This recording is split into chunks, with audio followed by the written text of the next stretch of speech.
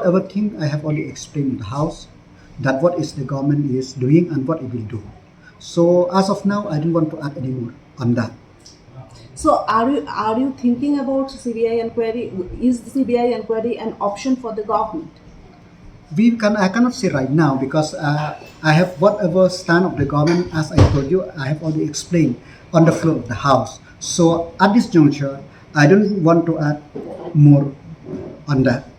What action you are taking against the tactical team 1, which was indicted by the commission?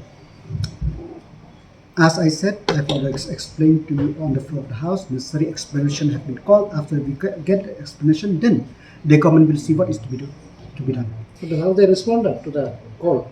As of today, I mean, I didn't seek the information whether it's responded or not, but they have to respond.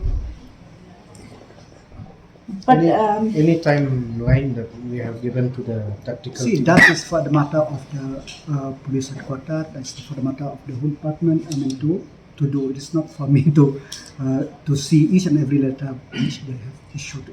But the family members are not happy. They are protesting. They want justice, or they are demanding CBI inquiry. Everybody wants justice. Justice is we are here to give justice to everybody.